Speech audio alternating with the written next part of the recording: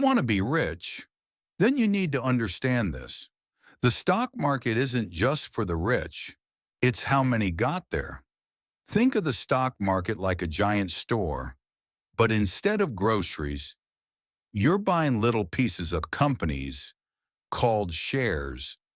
Own a share. You own a slice of that company. If the company wins, you win. If it crashes, your money feels it. Why do companies sell shares? Simple. They need cash to grow, build, or survive. This big debut is called an IPO, initial public offering.